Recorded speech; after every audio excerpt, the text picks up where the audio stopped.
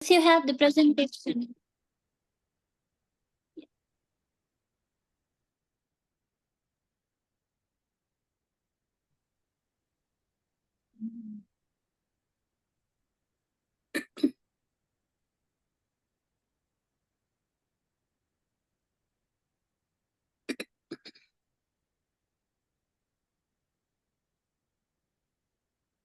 Okay. You see the screen? Okay. Yes, I see it. All right. Good evening, everybody. I'm Pavana Bhatt. I work as a program manager at Steris Healthcare. Thank you for joining us today for this very informative session on data analytics. We are very excited to have Prakash Hariharabalan as our speaker today. Before I introduce Prakash, I want to take a minute to highlight NeoWit's vision and mission statements. Deepak, next slide.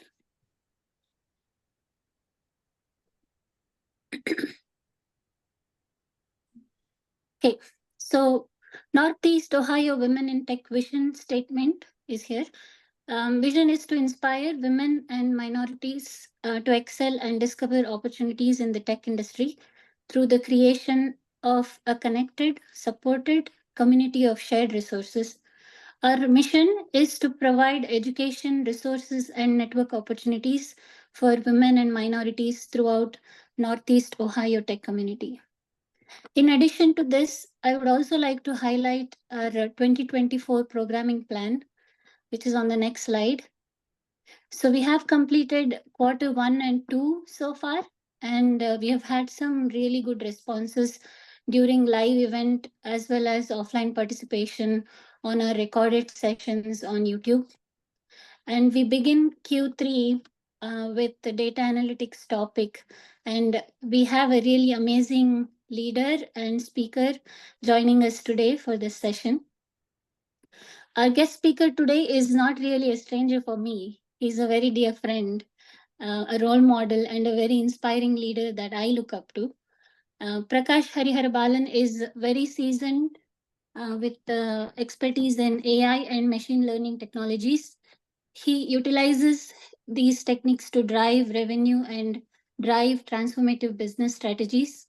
Currently, he works at Signet as senior director and is a driving force behind incremental revenue growth and marketing initiatives. Prior to Signet, Prakash has also led several big industries and has provided strategic consultations to Fortune 500 companies. Prakash holds both engineering and MBA degrees, and in his free time enjoys gardening, building DIY skills, and also spending with his very lovely family. Welcome, Prakash, and thank you for accepting to present for New Wit community. I am personally looking forward to learning a lot from you, which I always do, whether in this session or offline. So thank you for joining us. Over to you, Prakash. Thank you, Pavna. Thank you, NeoWit. A pleasure to be here. Just to confirm, you're able to hear me, right? Okay, awesome. A great pleasure to be here. Look forward to sharing my thoughts. Really kind words from you, Pavna. I hope I can meet the high bar that you've set for me. So, it's okay. I need to be the host. Can you make me the host again, please? Yes, I made you the host. Okay.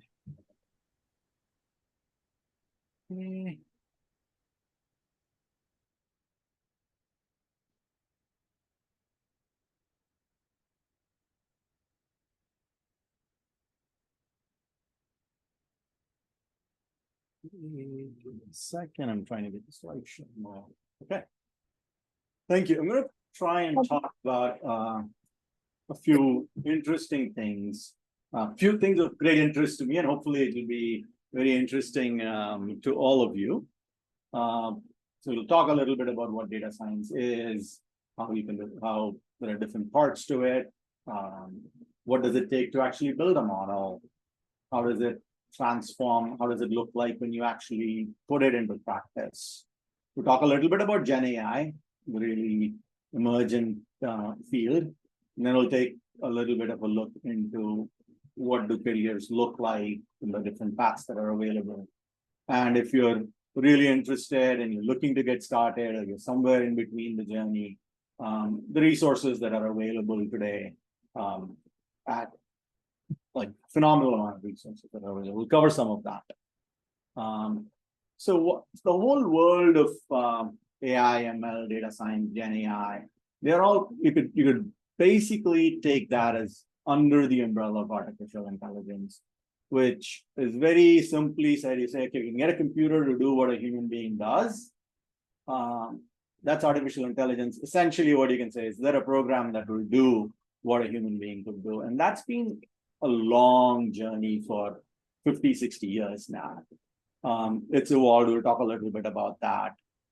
Machine learning is a subset, uses complex statistical methods. Deep learning, when you don't have to tell the machine a lot, just give it a bunch of data. Neural networks is the most common one there.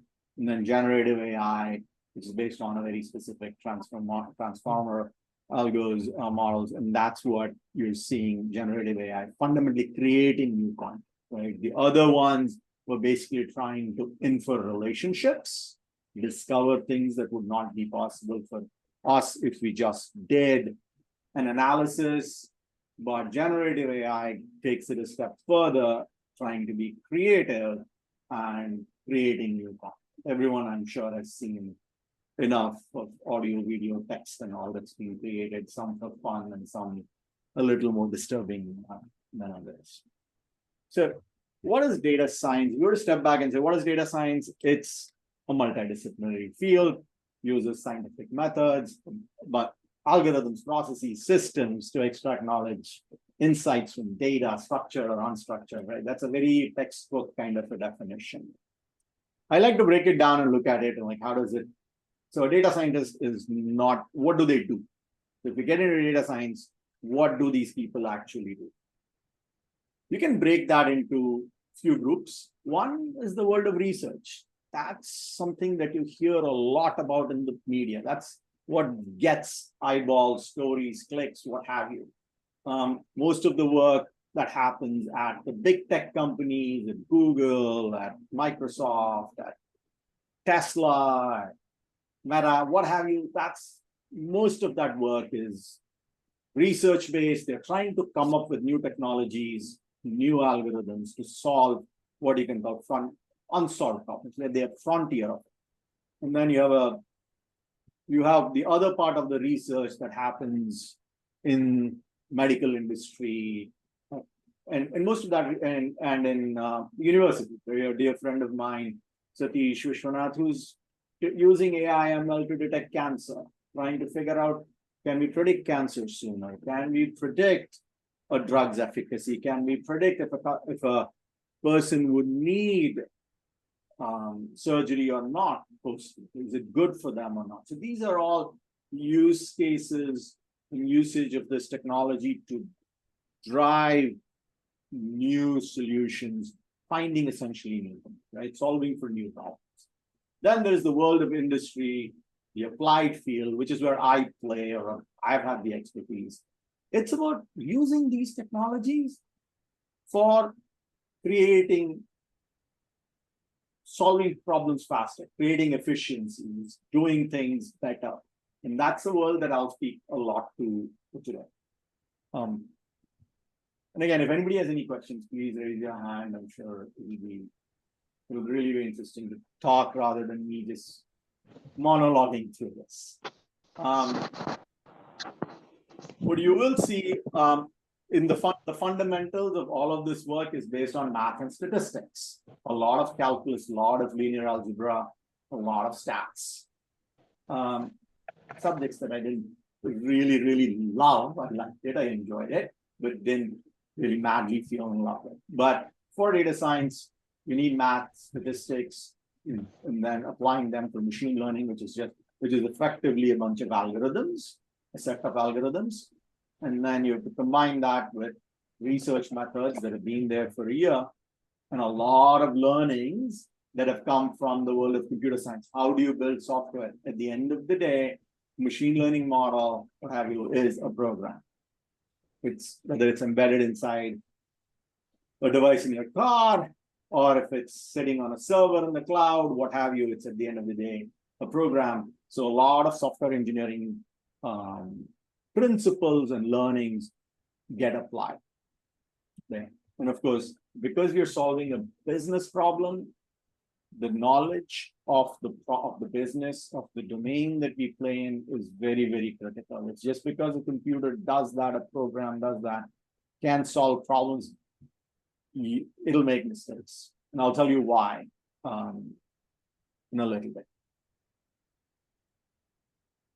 Now, this is not a new space, even though for the last 10 years or so, it's been very much in vogue.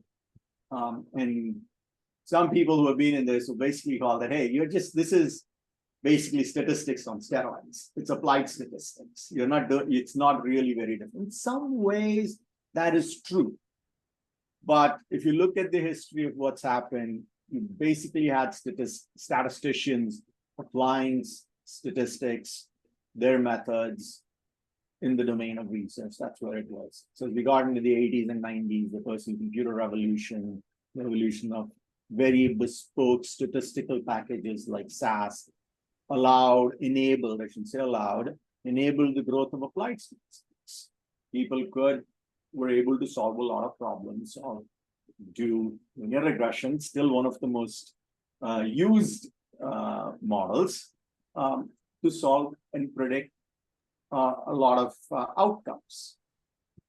What then instead of an incremental change, there was a phenomenal change with the internet revolution, with data basically becoming more and more available, and data-driven decisions started to happen in the early 90s, late 90s to early 2000s. With the explosion, of course, of data, we needed to store all of this data. Hadoop, Spark revolution, the revolution of big data that started, enabled this things to work well. Now, what cannot be, in my opinion, again, the open source software played a very big role in this whole continuum, if I may use that word.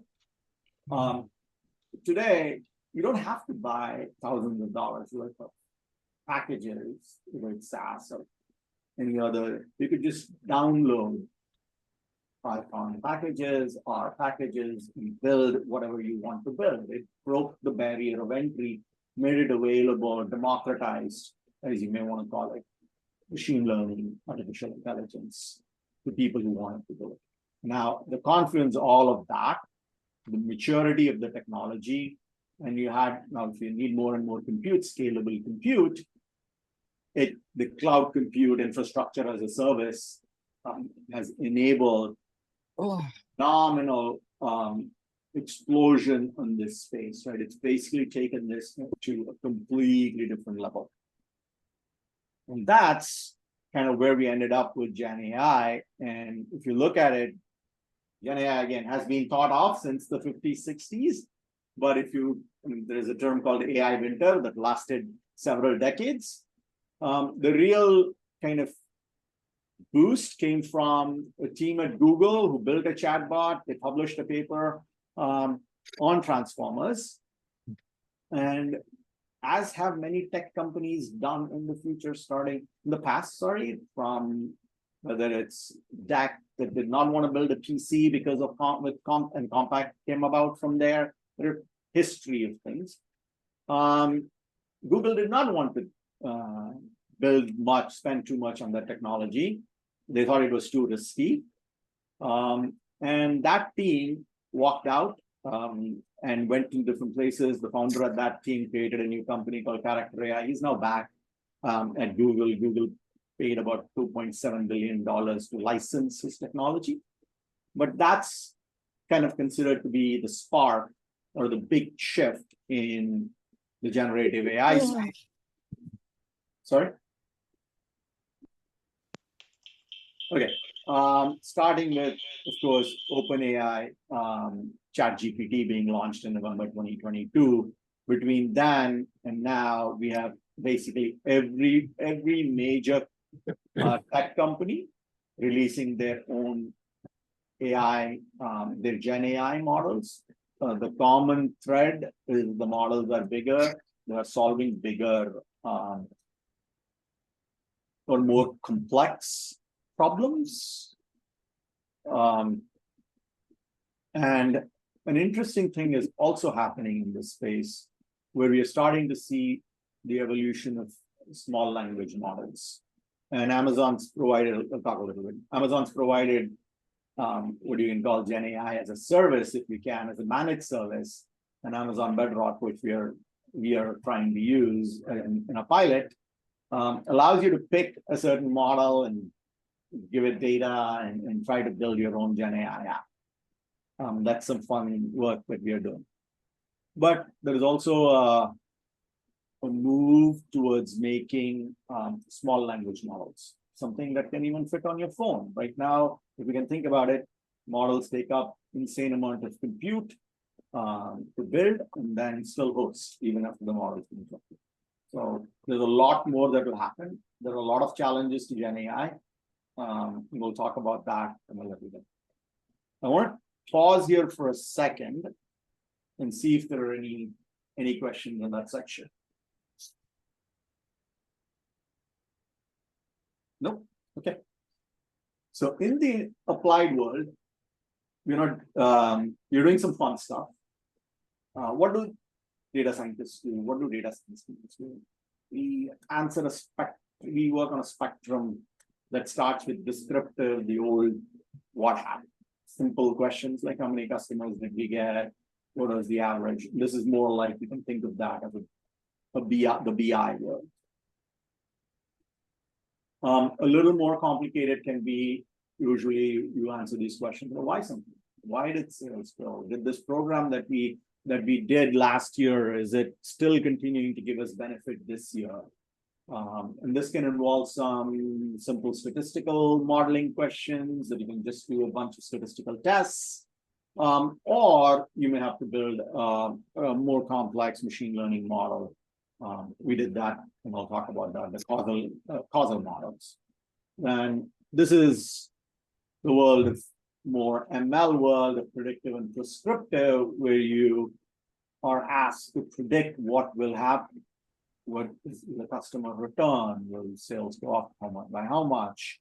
What will, right? And then once you know what will happen, you want to see if you can do something, intervention as we like to call it, to get desired outcomes. If you think a customer is not going to return, is there something we can do? What kind of an offer should we give that customer? Is there a specific outreach that we should conduct to these customers, so on and so forth? But not the difference really being we predict the probability of a success for some things. And that's a big thing with data science and its connection to strategy. The world of strategy is about choices. And you make choices because you have constraints. You can't do everything. So you can't generally in our life, you can't be a doctor and an engineer and let's say a builder and an investor and all of this. Even though a person is smart, they have to specialize. They have to make a choice and say, you know what, I'm going to use my limited resources, in this case time, to maximize my outcome by focusing on something. And that's the same logic that applies when you use data science. You want to say, okay, I want to give a certain offer to customers. If you're going to do that to all the customers that you can connect with, outreach to, what have you, you really don't need a data science model. If you're not going to differentiate between your customers, you're not going to do personalization and all those things. You just want to take a simple offer, averages, people like to say, give it to everybody. You may not need data science models, but otherwise data science models allow you to personalize on steroids. So I talked a little bit about at the beginning, about software skills being very important for building models. And that, before we talk about building models, we want to understand, hey, what is the difference between the two? I'm sure many of you have built software, and we know the requirements of them. We know that what needs to happen in event of under a certain situation. Click a button, it should happen. Click on the arrow, it should go to the next page, what have you. And in the case of data science models, you're trying to infer that very logic. The action that needs to be taken is something that comes out, that is inferred from seeing volumes of data. If you're trying to run a conversion program, instead of saying, okay, if it's something's been in the cart on your page for 10 minutes and the user's not checked out, give him an offer, give him or her an offer, maybe not. The data might tell you that, maybe 12 minutes is a better one. Or you may combine that with saying, okay, based on certain browsing behavior, you may want to give that at 5 minutes. So you allow the data to make your decisions, but there is a little bit of or a lot, depending on the algorithm and the methodology you use, a black box nature. So it comes up with an equation. There's a heavy calculus in the background that runs to come up with that prediction, that recommendation to tell you what needs to be done, what you should do. And that's the biggest difference. The computer finds the logic. Now, in the process of, so what does it take to build a model? You need to understand the problem domain. That's the biggest piece. You have to be absolutely sure. And I'll give an example of someone whose name I have listed at the end, Cassie Kazakov, who gave a beautiful example. She's got a ton of content on YouTube and other places about building a cat model. So if you build a model that is to identify cats, you would train it by showing it a ton of images of cats. And then a human being would show them a couple of times, the baby, and the baby would know it's a cat, not so much with the computer. You show it a lot of cat images. When it's trained and you put it out in the world, and people are showing it cat images, and it's correctly classifying cats as cats and every other animal as not a cat. And then someone comes along and shows it an image of a tiger. So is it a cat or not a cat? It depends, right? So that's the fun and the conundrum of the model. The model in this case should probably say, you know what, it's not a cat. Because it's not seen that image. It doesn't think it's too big for the kind of cats it's seen. It has similar features, but it's not really like that. And so it can say no, but you could argue a cat is a cat, a tiger is a cat, right? And that's where the definition of the problem statement becomes very important. And this is a very simple example, but when it's actually business and money is involved, these things have a lot of implications, serious implications. You'll spend a lot of time collecting data, cleaning data, creating features. Features are very, should say, it's a very nice way or a very fancy way of saying I'm going to create attributes about data. Bunch of columns, if you want to think about it. I have a customer, and for each customer, let's say you want to say how much money did they spend in the last 3 months, 6 months, 9 months, 2 years, 5. Say everybody, you can create hundreds of features for whatever your role is, right? You're on the row, you've got one common attribute, and you got this going across. And you use that to train the model, and you use your algorithm, you give this data and ask it. So there's a bunch of inputs, and you tell this is the output. And as the model learns to predict, which means it gets the output right, it gets better. And it keeps training till it gets to a certain place where the output matches your expected level of its accuracy of predicting matches the level that you want. And then you deploy the model and you constantly monitor, because data has very funny things to do. It changes, it shifts, and the model will behave in very funny ways that you did not expect. So you have to constantly watch and understand what we did, what happened. Any questions so far? Okay. So I'll walk through a a few. How are we doing on time? Sorry, Prakash, I did have a question. Sure. So, are there any prerequisites before we, set up for success, I guess, for data collection? Prerequisites, there isn't really a prerequisite other than having a willingness to be to try. Okay. So you should understand, I mean, there may be prerequisites in terms of ownership of data. So we are seeing with, for example, with OpenAI, right? They've used a lot of what they consider to be openly available data, and New York Times is not happy about it. So in that sense, yes, there is like things that you need to be careful about when you train a model. So when we train models, we have requirements of not using certain attributes. So I own the customer data, training models and customer data here at Signet.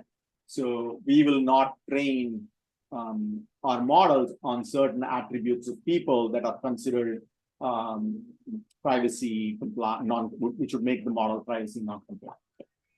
So there are rules around what kind of data you can use. Do you have ownership of data and all of that?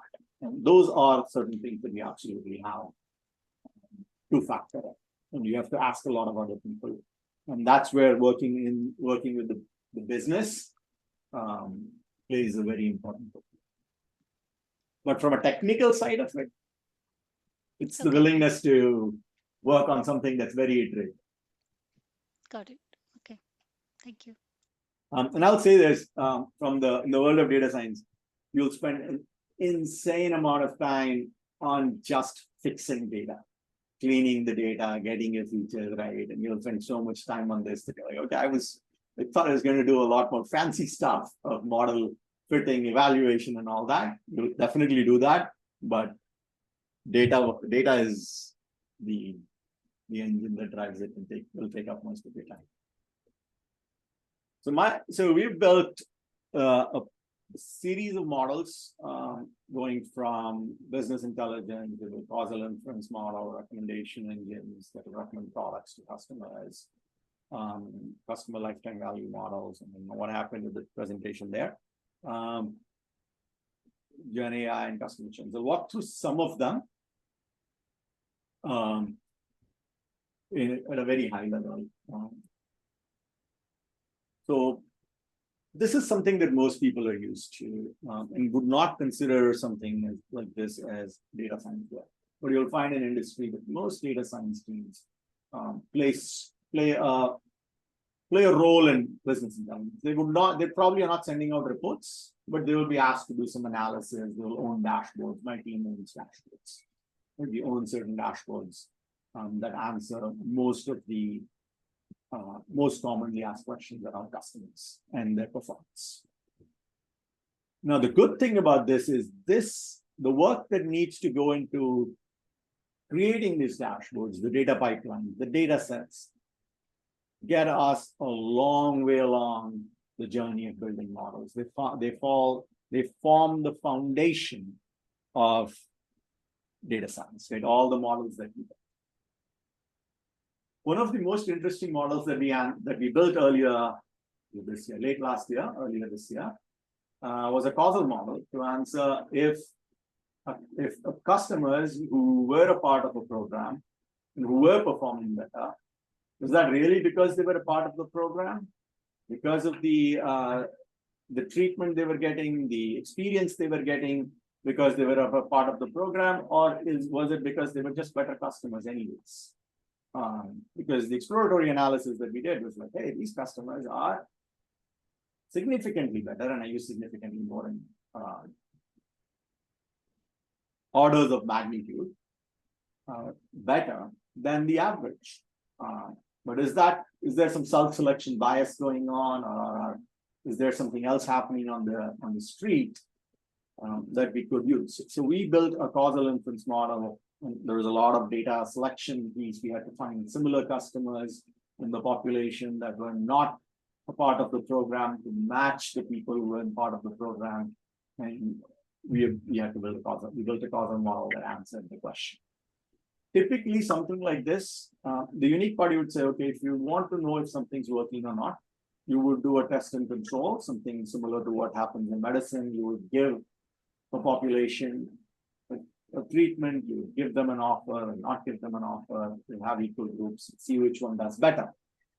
But in cases where you have to figure this out from what is called observational data after the fact, causal models are very something that's very interesting to us. And we use that.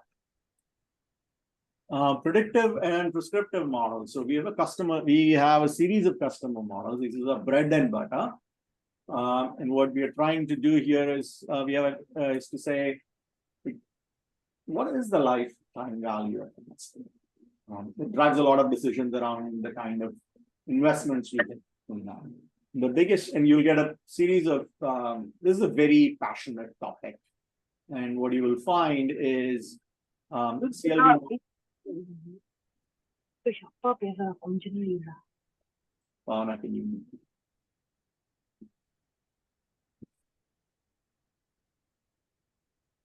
Thank you. So customer lifetime value models are what we would, a typical lifetime value model in the industry is something where if you take Amazon or if you take Walmart, they would build a model that's called buy until you die model. You assume that you lose a certain percentage of customers, but the rest are going to keep buying forever. But for us, that was not really the case. So we had to come up with some understandings of what is a lifetime, what's realistic to expect, also based on the data, the kind of data we have, to build a model to predict what would be a lifetime based on the decisions also that we would be making. It was a very interesting exercise. The other models that we've built is a propensity model. Is a customer likely to come back to buy a specific product? Will a customer be making a purchase in a specific number of days? Will a customer respond to an offer?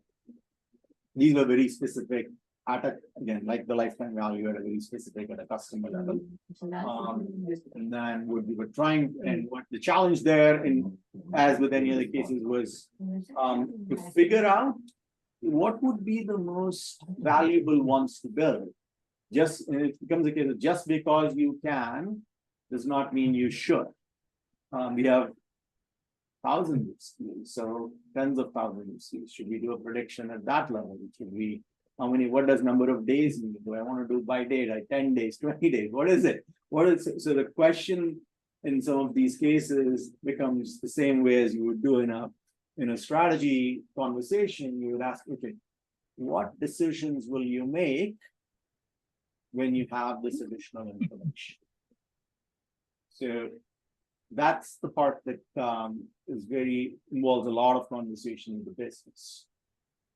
And we loved having this document. And the biggest one, the one that we love the most, is the recommendation engine. Being able to predict and recommend what a customer will buy is phenomenal for us, to be able to market to them not just general products, but products that they are more likely to buy than the others. Now, the fun thing with this kind of a model is, how do you build credibility with the people? If you're sending out an email, the email team has to think, okay, is this really at a customer level? Because why do we say what we say? Getting credibility with that. And then, of course, we have a footprint of stores, more than nearly 2,000 stores, where our store associates, jewelry consultants, are asked to call the customers, use this to call the customers and have a conversation with them. So we had some fun learnings in this. We found that some customers would buy the same product, and the model would recommend based on that. And they see, why? This person already has this. Why are you recommending the same thing? It doesn't make sense.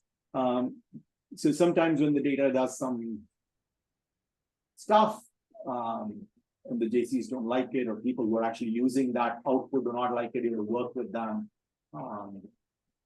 to make adjustments and to make it usable, right? In business, that's the biggest piece. You can't, as you work with your stakeholders, you have to be very flexible, but not too flexible. So GenAI, the shining star, whatever you want to call it. Everyone wants to do this, right? So we have been on this journey, and some easy wins, some hard lessons is what I would say. When we got on this, the coding productivity was relatively easy. We got on the GitHub Copilot trial. We're using that. The team loves it. Improves productivity significantly. Easy wins. Creating personalized content. Easy in terms of technical stuff. Really hard, and I'll tell you why in a little bit. But it's we wanted to make sure that that content, how do we say, not only that content is right for that person, but the messaging that we are creating for that customer. Actually, we're not doing this at an individual level. We're doing it at cohorts. How do we ensure that that messaging for that customer is A, accurate, but B, and relevant, but B, also does not violate copyrights? You're not saying things that we should not be saying. It's very easy to do that. And business ops productivity. So I'm on a panel where we're trying to figure out how might our business benefit from using GenAI. We are trying that with in finance ops. Microsoft's made a lot because they're using it internally.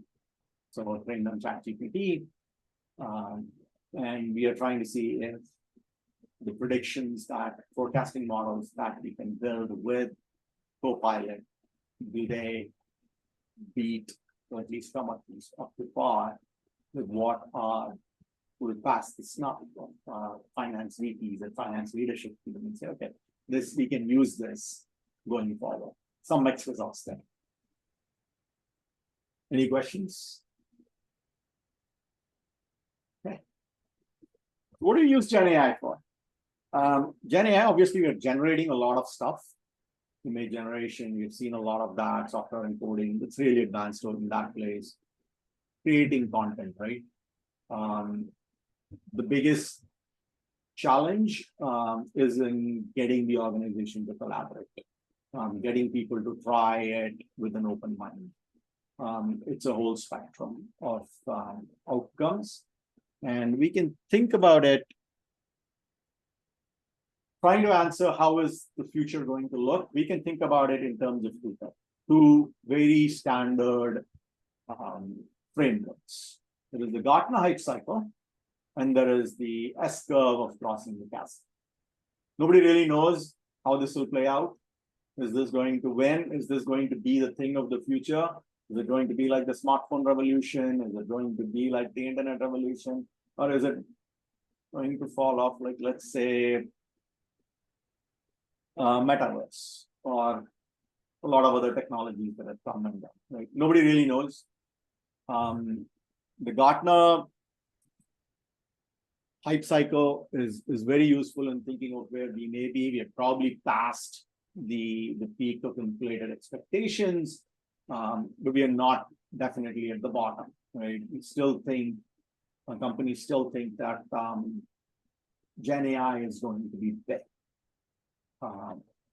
How big, what problems it will solve, how soon it will solve, we don't know, but a lot of investment is being made in this space, running north of $50 billion just in hardware. Companies are spending a lot of money to get this up. But the real success depends on adoption, right? What kind of people, where do people really use it, and will it drive revenue? If your companies are making investments running into several $1 billion, they need to make money far excess of what they're investing, right? And we can see that with the very standard model. It's been there around since the early 2000s of who adopts, right? The innovators and the early adopters, they will take on everything that comes around. They're just excited about new technology, so they really want to get this. We've seen that with a lot of technologies. And can you actually get over the hump on the S-curve and get to the early majority? It's very, right now, nobody, as I said, nobody really knows. We hope that it will actually get us. And this is a technology that will be transformative and will cross the chasm. But right now, where are we seeing this? We're really seeing this in startups and launches. There are a plethora of startups right now, as anyone who's following this even lightly, of the investments that are going into startups, right? Right, there's a joke. If you want to get a VC money, you just go change what you were doing, just say AI, GenAI, and you'll get a lot of money. Right? That's what you have to do. Right? And you see a lot of what the term is being called AI washing. Just have to change and say I'm doing AI, and money will come your way. That's happening, right? So you see that with a lot of startups. But large tech companies are very serious about investing because they're spending a ton of money. But who's really in the early adopters? You see solopreneurs. You can see that when we watch YouTube videos, we can start TikTok, we start seeing even small businesses who are putting their documents and trying to get summarized documents, and some very large enterprises that are very, very data rich. JP Morgan has recently released a model to their analysts so that they can consume information faster. They don't have to spend a lot of time searching. Bloomberg did that the year before. But early majority, it's too hard to tell, too early to tell. But in things like, we'll see how the adoption of Apple Intelligence goes, the ability of similar solutions to that people will adopt and companies actually start making money. That will be very crucial for us. And that will tell whether this goes or not. A year probably, we'll know whether this is mainstream. What are we seeing right now? In the enterprise adoption, we see employee productivity solutions and software design. It's not to be not very surprising, right? You get that, and that's hot. A lot of companies are finding. When it comes to content creation, which is really what a lot of GenAI promises, everybody's a little careful with that. Simple stuff, text, it's okay. But when it comes to actually putting your stuff out in the market, it's very difficult. Internal consumptions, companies are trying that. Putting it out in the world, companies are being very, very careful and diligent with it. So why is that? Because models make up stuff. There are many stories if you look up of models hallucinating, right? You have the case of the model in a chatbot in Canada giving a customer wrong information that was simply available on the website. Completely incorrect. There are images that have free hands, people and a plethora of stuff, many examples of models hallucinating, and law firms have actually had this challenge where models make up cases that were as case law were non-existent. So that's a big problem. An enterprise won't. They will be risk averse. That's an unacceptable level of risk for an enterprise if you're just making stuff up. Copyright and risk ownership risk. Content produced by a model, if it resembles an existing copyright material, you're waiting for a lawsuit. And there are some in the works. Who really wants that? Now, this creates what's a condition called human in the loop, which is really what you want to kind of get away from also. So you want to say, okay, give everything to the machines. Now I have to actually check. We do that right now in our pilots.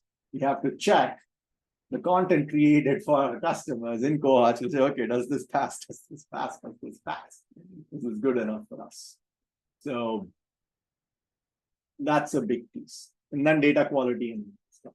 Many companies, honestly, are challenged with building solid models that actually generate return on investment.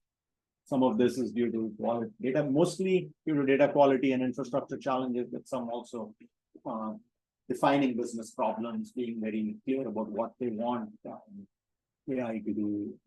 I've seen some cases where companies will just hire a data scientist and expect magic to happen without understanding what it takes to actually get value out of it. Just because you hire a bunch of data scientists doesn't make you doesn't get ROI.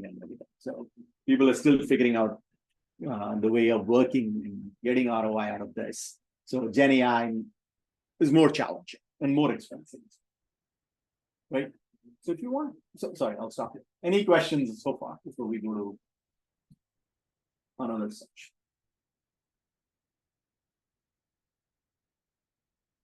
Okay.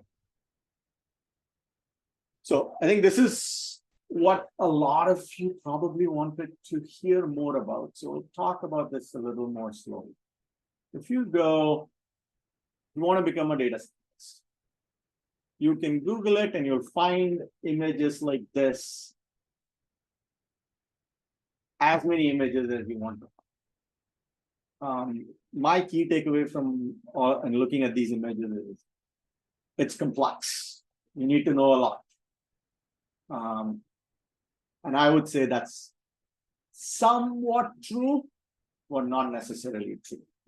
A model that's worked better for me is understanding what is the foundation that I'm doing, right? I need to know, from a technical perspective, I need to know SQL because I'm going to be playing with data. I'm going to have to extract a lot of data. I'm going to manipulate data. I'm going to do all of that. And then I need, depending on on where you're working and what kind of technology you're using to build, you may need Python or R.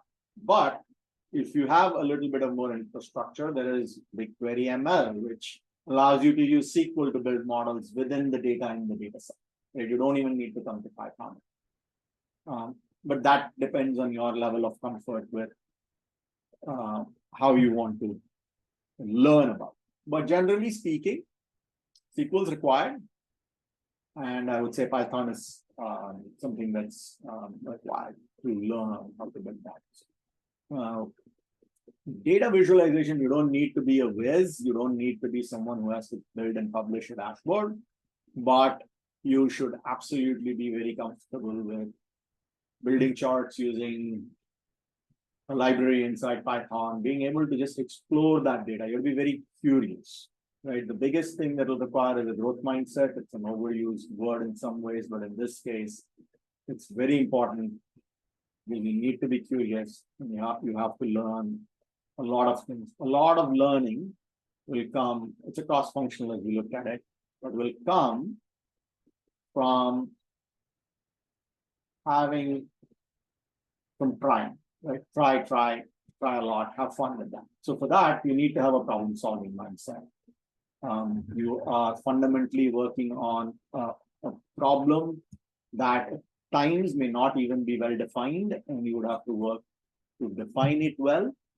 That will require some talking to a lot of people, understanding the business, talking to your seniors. So never underestimate the soft skills and the desire and the need to understand business, which is where I think another big difference from software engineering or application development happens. In that case, you don't need, you can get away with a little less business acumen. You may not really, you can live within a bubble. But in the world of data science and the data science, because most of the things will actually be driving business impact directly, understanding how the model fits in your whole business ops is going to be very important. So that's, you have to unpack that even if that's not very clear at the very beginning. In terms of career progression, you have a role like I'm in right now, which is more business focused, working with the business and driving business strategy. You're going to rely more on the soft skills, but you're going to need a good understanding of the technical stuff. the underpinnings of all the models. You don't have to write a model at that stage of your career, but you have to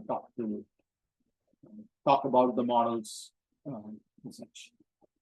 And you won't really get away from technology, but this way I put it is technology is, you can make the technical side of this goes into the world of system design. You can design a series, an ensemble of models, a collection, a portfolio, and you can get into the architecture of how should we actually build models, host models, deploy models.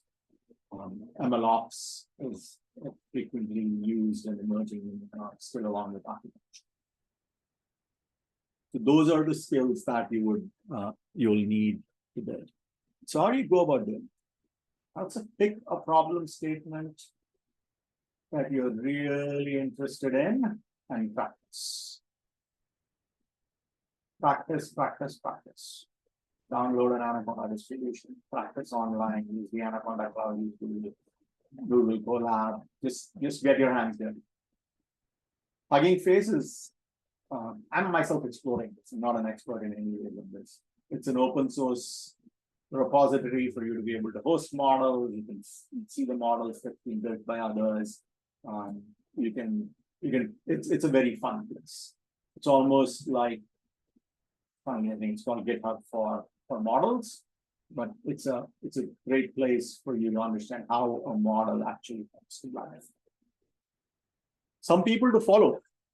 Andrew Ng, and the god of AI, he's the one who started, who's considered to be the biggest evangelist and the one who started Google DeepMind, and has done phenomenal work.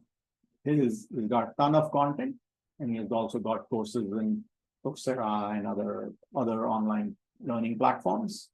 But you can watch his Stanford lectures. You learn a lot. It's very deep. It's very, very rich.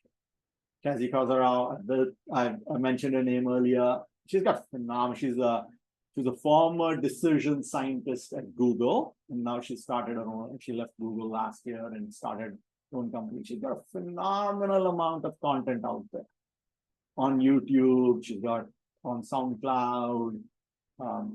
She's just phenomenal. When in doubt, just go look at her content. From hypothesis testing, very technical, but also she's very good at framing this, I should say, in very simple terms, which is a very unique skill. Ali Miller is someone I follow on LinkedIn. She's a former Amazon techie evangelist. She started her own startups playing in GenAI and creating chatbots. She's a phenomenal person. Saul Rashidi is now at Amazon. She was a CXO, Chief Data Officer at a few companies, Fortune 100 companies. She's more the person that you want to follow and understand about the business side of AI. Lawrence Maroney, a former Google AI/ML evangelist. You can see him. He's an author as well. But you can learn a lot from watching his videos at the Google OpenAI conferences, the Google conferences that they have on a yearly basis. There's some fun stuff, and I watched a lot of his stuff. And when I wanted to start, I was looking at this, regrounding myself in the space, and even now when I ask the question, hey, what did these people say? So I'll spend a little bit of time looking at what these people have to say, and there are many other resources. I listen to some of the podcasts. I don't have that much time to go listen to each and every one of them regularly, but you'll find some of them to be very, very useful. But in terms of learning, really hard stuff, I find MIT's OpenCourseWare and Stanford machine learning content just amazing. I cannot believe the kind of, you can basically get to see an MIT lecture with slides, with the program, with everything. You get it. I'm just amazed that you can actually get that kind of content to learn for free. Right? It's just phenomenal. There are a bunch of GitHub repos. You should obviously look at the repos of all the libraries that you will be using, whether it's scikit-learn, TensorFlow, PyTorch, Pandas, NumPy, and some other things you should not do. I don't have that on my slide, but I'll voiceover. I would recommend not getting into the trap of statistics, whether you're a frequentist or a Bayesian. That somebody else can go fight that battle. Don't fall for that. PyTorch versus TensorFlow. Don't get into those kind of religious battles out on the internet in this world. They are very passionate about what they use, what they do, especially the Bayesian versus frequentist. I would stay away from. That's it. It's a time sink. So I would not do that. Questions?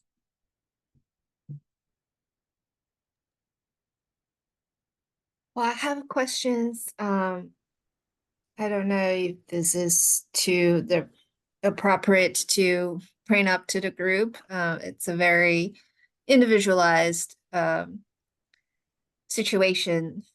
So you just mentioned like the not to do is not to get into too statistical study or like theoretical on behind the models. So I'm making a career change from mental health to data science, and I have applied. I was accepted in a data masters of MSDS program at Texas A&M. I don't know if you're familiar. So their program is very theoretical. So it's a College of Statistics degree, master's degree. So most of the core courses are math focused, very theoretical on mathematical statistics methodologies. So I know it's not ideal in like to apply those skills in the job market, but it is really a good academic program. Beautiful. And I didn't get accepted at other schools that I did want to go that has more applied approach.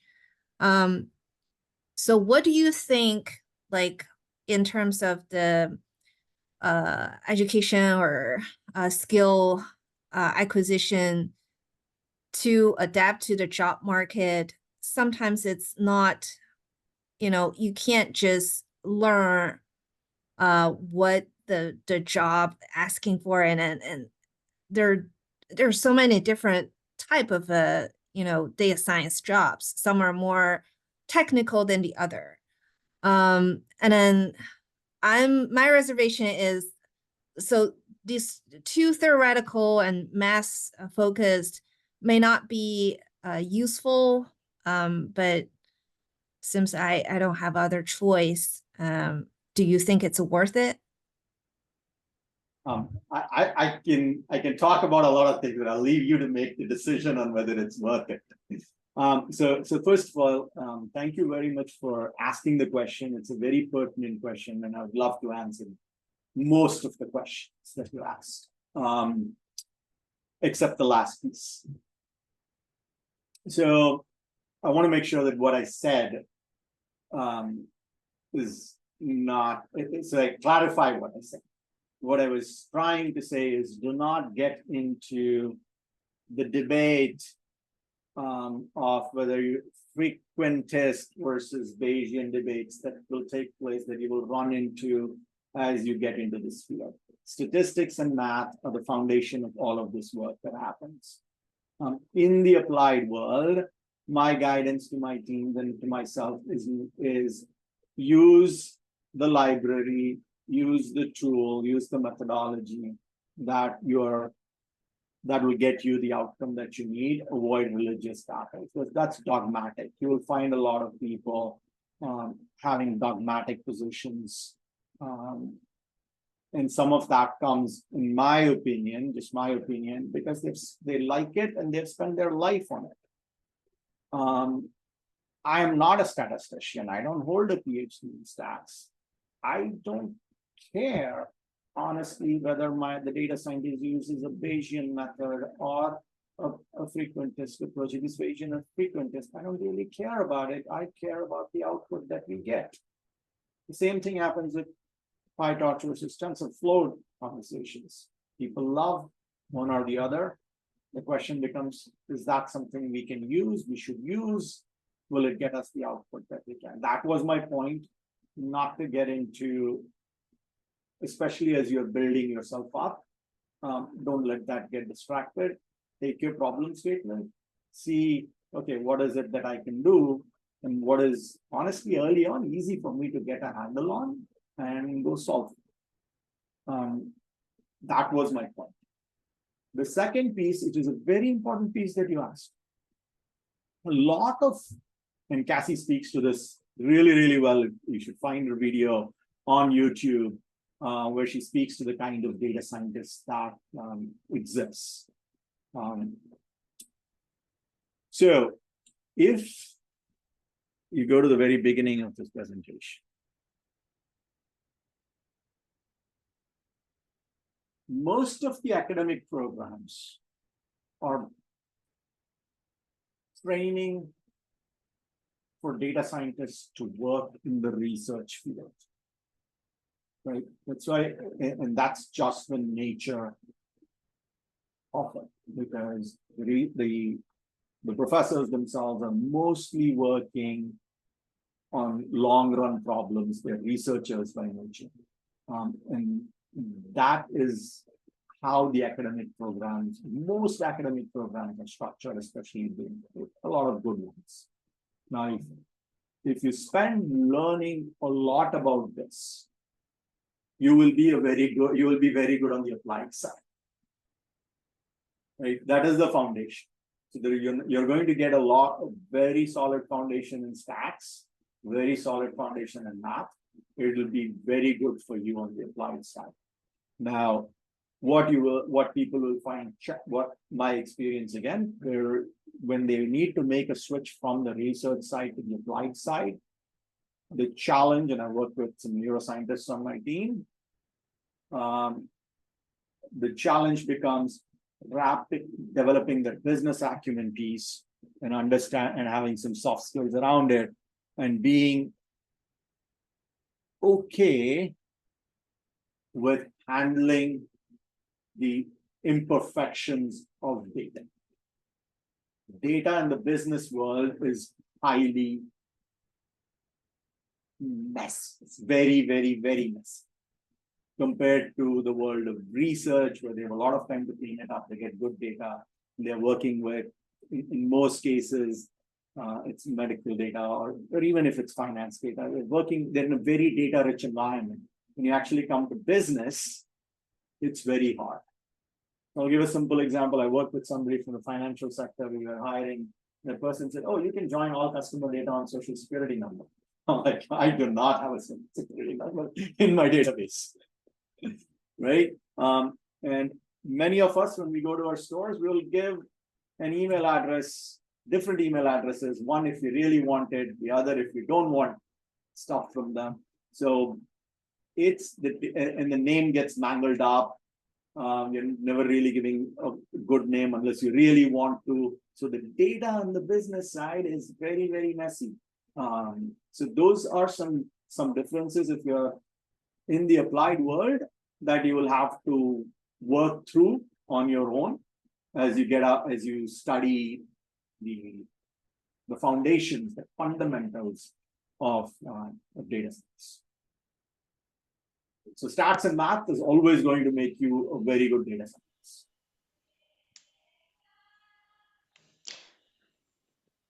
Thank you. So Prakash, there is one more question here from Ramya. How do you get access to the right data sets for the problem you're trying to solve? Ooh. That's a good question. Data is available quite a bit. What makes the data set right is a very interesting question. The easiest, so if it's open source data, that's you have to you would have to work through the data and ask others who would use it. But if it's proprietary data, depending on your problem domain, you can get that data set from the owners of that data set. And it will be something that will be very clear on that data set when you want to look at. Internally, that is a much harder problem to solve. Because the simple answer is go work with IT. The real thing is that IT themselves have a very hard time helping teams like ours, and I'm actually dealing with that problem right now. I've been dealing with that for the last 2 weeks actually, where we have had low quality, challenging data come in, and we are working to fix it. Right?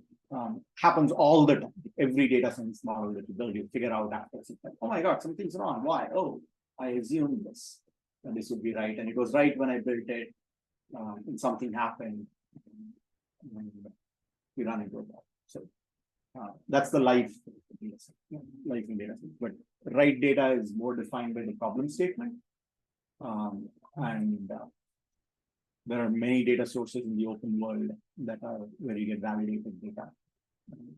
And then there's proprietary. Thank you, Ramya. Hi, I have one question. I'm a supply chain professional with 14 years of experience in designing supply chain strategy and leveraging technologies like RPA, business analytics, and with my domain knowledge in supply chain. So I want to switch from supply chain profession to supply chain data science expert profession. Uh, Although in my previous role, I have worked in data science. You broke up at the end. Sorry, can you repeat your question? You started breaking up. Okay. Can you hear me now? Yes. Yes. Yeah. So I was giving you my background. That I'm a supply chain professional with 14 years of experience in designing supply chain strategy by leveraging technology like RPA, workflow, and business analytics. And also using my domain knowledge. So my experience is in supply chain and also in analytics, but that's in business analytics and less of a data science. But as we all know, like AI, ML is being used in most of the supply chain world and in other areas as well. So I want to make a career switch from supply chain profession with limited knowledge of like data science to a profession where I will be an expert in supply chain data science. So my question to you over here is like, how can I make that switch? I have already started doing trainings using Udemy and Coursera, like machine learning A to Z, where I'm using Google Colab and like writing codes in Python, understanding different machine learning models like regression and on classification, like how I can learn more. And and my second question is like in supply chain we have a lot of optimization problem. When I'm doing these courses, I do see like machine learning, regression and clustering and classification is telling me what to predict.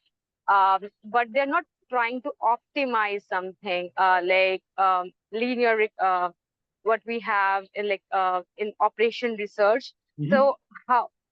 So how I can learn more about like optimization technique? Are there any relevant courses on that? Thank you for your question. I'll try and answer it the best I can. I think MIT actually has in the open course, one of their certificate programs is actually supply chain, if I'm not mistaken. So you may want to look into that. There are a few supply chain courses. And as you said, supply chain is probably one of the earliest where they started using data for decisions. In stats, it's like really old. 20, they probably even before marketing, they started using data for decision. So there's a lot of my very generic answer to you would be, you are probably way ahead of your transition than you may give yourself credit for. Plus, you should have access to the data that you are really trying to model on. So you already have the knowledge you have the domain knowledge. Yeah. You can define the problem statement, Mm-hmm. and you should have access to the data. Yeah. So you have 3 out of the 4 problems already solved. Yeah. The only thing that you're really trying to figure out is, what is the algorithm that I need to use? What is the model that I need to fit to this data? And that's the iterative part. So what I would say is, if you read up a little bit of literature, you should be able to very quickly find out what are the easiest. So the other thing is, I would say, start with the easiest problem, or the easiest. You want to try a linear regression problem just to do this, rather than a very complex deep learning, very flashy way of solving problems, right? Algorithms. So I would say start there. You've got 3 out of the 4 under your belt. So you should be able to relatively easily. I'm not a supply chain expert, otherwise I would answer exactly what you should do for supply chain. I work more in marketing, so Yeah. But I can see if one of my former teammates, members who's worked a lot in supply chain, if she has any guidance in that. Yeah, I would really appreciate that, because currently I'm looking for a job. And then the companies that I'm interviewing with, they are more like supply chain, data science heavy. So they appreciate my supply chain background and my certifications in supply chain and the knowledge that I hold across supply chain domain. But they also need someone who knows about like all the machine learning algorithms with their use case, and also like deep learning and maths and statistics, and see where to apply what, so that they can create more innovative supply chain solutions. So I'm just trying to, like as you mentioned, like I have hold of data, I know supply chain domain knowledge, and it's just like trying to visualize, again, trying to understand actually which model to fit in which problem statement. And sometimes I think there are multiple models that needs to be fit in a to solve one business problem, and sometimes it's just one model. What I would say is, it's better to try rather than think too much about it. There is no perfect solution. I would say create a GitHub repo and put what you have out there. That's better. That will go a long way than anything else, right? So if I've had the candidates we have interviewed and ended up hiring, all of them had a GitHub repo to talk to me about. Some of them even came prepared with a slideshow to talk to me about, hey, this is what I did. Here's my repo. Here's the story. So it helps a long way in winning over the interviewer by telling them, you know what, I'm not just here talking theory. I've tried this. I've got my hands dirty. It may not be the most perfect one, but you know what? I'm not just saying, I'm not just talking about it. I'm actually doing it. And the point that you made around multiple models being trying multiple models, or multiple models may solve the problem, that's actually a very real problem. You really don't know which one honestly is going to solve it. Try a bunch of different things. Nobody really knows when they start out building a model, this is exactly how they land.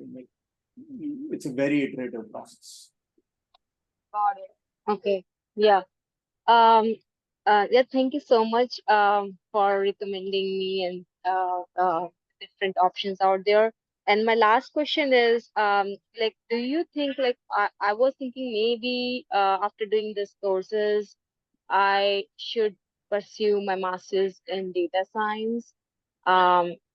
Like I know you mentioned about MIT, they have MIT EDX supply chain code.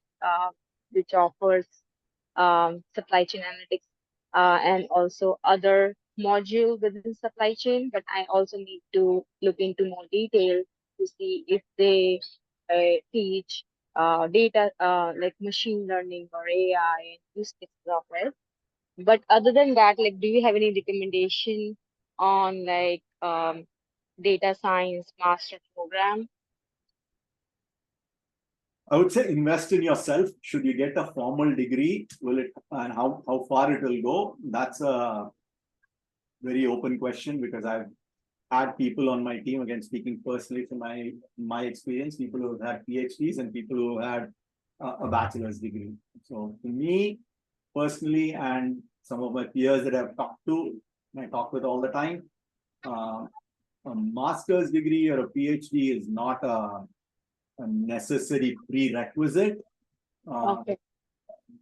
But does it help and help you differentiate? It can, right? But what is more important, what in my opinion, in the applied world is more important is having examples of works of your work product, right? Being able to talk about it. That's a very important thing. Having a master's will help, but Yeah. experience Okay. important. Practice, right? That's why I put practice with 3 exclamation marks. You just try. You'll have enough reports. You'll have enough reps. You'll have that you will get very comfortable with this. Okay. Yeah, that's something. Yeah, thank you so much for your insight and information. I Thank you. really appreciate that. You're welcome. Any other questions? Hi, Prakash. My name is Naveen. Hi, Naveen. Thank you so much for the excellent presentation. I understood a little bit of it because I'm from a civil engineering background, but I still found it quite fascinating, and I appreciate you coming out and doing it for the community here. And thank you to the organizers too. I'm here because I have a son who's a student at Ohio State University. He's just started his third year in computer science. And I have 2 questions for you. What would be your advice for a third-year student in computer science? And the second question is, would you mind sharing your contact information so that my son can reach out to you if he has any questions? And I can promise to you that he won't bother you too much, and I'm sure you are very busy. So first off, no bother. I have it here. So absolutely would love to help in any way I can, and advice. Thank you, sir. There's no, so thank you for your kind words. I really appreciate it. It's been a pleasure to present. Thank you, Parma. Thank you, Neovit. But to get back to your question, what should your son do, right? Now this is a very, first and foremost, because computer science is a really broad field, and assuming you're asking this question because your son is really interested in the world of AI, right? Then you have to decide what is the field, whether it's the field of research or field of applied.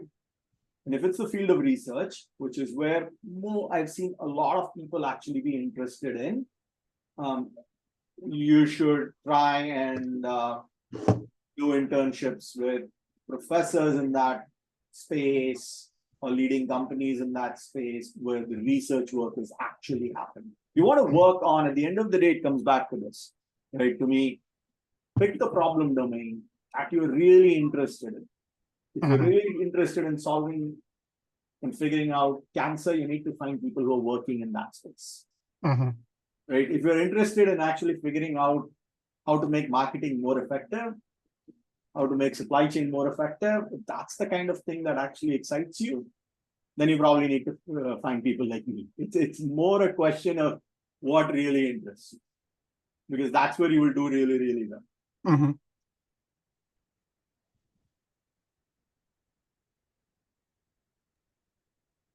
Thank you. Oops. Any more questions? One more. There he is. Hey, how you doing? Good, thanks, Dennis. Yes. So I think somebody was talking about it earlier, but I'm another person switching careers. I went to school for history education, but I just switched over to data science. So I just got accepted into Syracuse University for their program. But I was trying to figure out, you had just mentioned it, which is better, to have a master's degree or to have the certification when trying to apply for jobs in the future? We're already in the master's program, right? Hmm. Um, So I'll start it in January. okay. So depends on the depth, right? I think the depth that you get, and it's better. There's no, in my view, there isn't like a really easy answer to that. Okay. Because a lot of factors go into it. The depth of a master's program, you will never get that out of a certificate program. Certificate programs are fundamentally designed to give you what I best would call an intro into a topic, give you a few examples. It's very easy. You learn a few libraries, you do something for a few months, you do a project, capstone project, great, you have a certificate. So you basically think of that as you got an intro into that field. You're better off having some knowledge about it. A master's program, and if you use it well, we should give you a lot more depth and a lot more breadth. But the real depth will only come when you're actually working in that topic for a while. So it's a question of mile wide, a quarter mile wide and an inch deep, which is your certificate program, or a mile wide and maybe a quarter mile deep, which is your master's program. And when you actually get to work, you become an inch wide, mile deep. So that's fundamentally, that's my point of view. So there isn't a question of right or wrong. It is more a question of what you want to do and the kind of knowledge you want to acquire, and so that you are building the skills that will last you for a long time in the future. Okay. Thank you for that. Well, thank you. Sarah. Hi, I have kind of another career changer question. I'm currently looking for another full-time job, and I've done some kind of data analyst, not really data scientist, but like data analyst work in previous jobs. And I've been in different tech roles for roughly 10 years, and I have an associate's level degree in tech after getting a couple of unrelated degrees before that. So I'm kind of in a place where I'm not sure I really want to pursue another degree, or that there would be a ton of benefit. And I'm curious as to, what kind of, like, what level of education people typically need, and what pathways are best. A, if you're just trying to find another job, or B, if you're thinking a little more long-term, to pivot from like another area of tech into data science. So you will find everybody like this. If you're very good at networking, not having a formal degree, but you have some experience because you work with people, you've done projects, which becomes really hard when you're not working in that space here. Will be, then you can work through without having the exact degree. But if you have a non-STEM degree, for lack of a better term, and you're going to find that you're going to be competing with a lot of STEM degree holders, or people with some non-STEM degrees, but with a lot of experience. So how do you differentiate yourself from them is going to depend on the kind of work you've done to show your interest, and investing in a lot of networking. You're going to have to network a lot. And networking is very important anyways, especially in today's job market. But it's going to, you're going to have to do a little bit more on that. But it's not something I wouldn't say that you absolutely need to have a STEM degree or a quant degree to be able to be successful in this field. Actually, one of the people that I really that I know well is an arts major. Studied arts and knowledge, and among the best data scientists that I know. It's he was a singer and drama and used to be a singer. So and then he ended up working at Pepsi, doing some really good quant work. So can you do it? Yes, others have done it. You're going to have to work a little differently. That's all. I think Stacy has questions, so we can take one last question and then close for the day. There are two more hands raised. more. So yes. Okay, my real quick, because I already decided to go with the master. Does the rank of the school really matter? Because I have two options. One is like a good school, but more rigorous curriculum and more, science focused. The other one is easier and cheaper. They both masters with data science, but different curriculum, different rigorous level. So what do you think? Tough question for me, actually. So I went to Kellogg, so I'll speak based on that experience, right? Did my going to Kellogg help me? The absolute answer is yes. I would be lying if I said that it did not help me. The brand name was important when I graduated, is important even today. So brand name does matter. But what does brand name really do? It opens doors for you. After you get that first look, but after that, it's everything that you know. So it's just like the other one. Do you need an MBA to be a corporate executive? The answer is no. Then most of the people who are CEOs, because many of them do not have a top school MBA, and many of the data scientists that I worked with do not have not gone to, let's say, MIT or any of the top programs.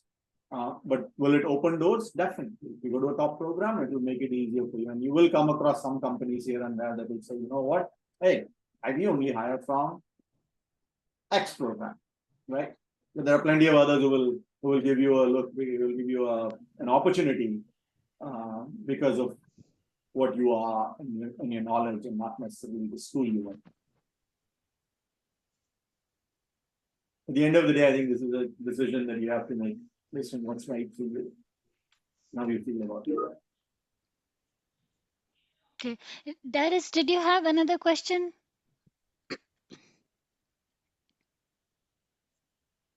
I don't think so. So Naveen, I think you said you had one more question. Hi, Prakash. I have one more question on behalf of my son. And like I said, he's a computer science student. But what would be the most effective way for him to learn the business side of IT? Okay, most effective way to learn the business side. I won't put it the business side of IT. Okay. So this is, I would say the best way is always doing. So I'd say try. This is going to sound fun. Try working for a small business. That's the best place where you can actually learn about business, all the things that happen within a business.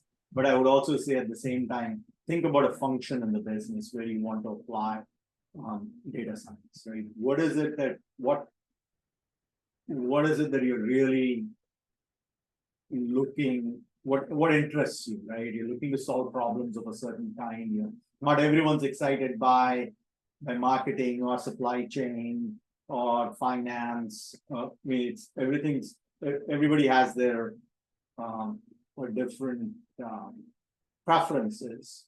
So I would say take that, and then the best way to understand business, you should read a lot of, I sound like a marketing guy here. Read Wall Street Journal. That's the best place to learn about business. read business journals. They'll help you build a perspective that you will not get anywhere else. That's what I would say. Thank you, sir. You're welcome. Hi, Darius, you can ask the question. I think this would be the last one. Okay, yeah. So my last question was to piggyback on what I was saying. When will be the best time to start trying to do internships? Is it too early to, let's say, I start in January to try to do an internship by the summer, or is that way too, is that too early of a time to start? I think you should have at least, especially given if I remember what you said earlier, you have a history background, so you have a non-quant background, and this is completely new. I would say you should have some course under your belt. You've tried something so that you can then go and say when you're working on an internship, you can apply and it's mutually beneficial, right? You're doing something for them and at the same time you're learning. So I would say get a semester or under your belt, learn some foundational stuff. You're able to program, you're able to work with data, you're able to do those things, and then go and work on the internship, right? When you start looking, you probably have to look 3 to 6 months early, and I think there are people at the school who will be able to guide you better on the timeline around. But just to make sure that your internship is after you have some reps under your belt. Okay, thank you. I've had my contact info on the screen for a while, so feel free to contact me. Thank you, Newit. And Pawana and Deepa and everyone else. Thank you everyone for your time, and appreciate listening to me and asking all the questions. I really enjoyed this session. Thank you, Prakash, for taking time out of your busy schedule and sharing some valuable insights on building a career in data science. And also thank you all the participants for attending the session. Prakash will be sharing the PowerPoint presentation. So we will be adding the presentation and this session on YouTube. So thank you. Thank you. Thanks, Prakash. Thank you. Have a good day. Bye. Have a wonderful night. Bye.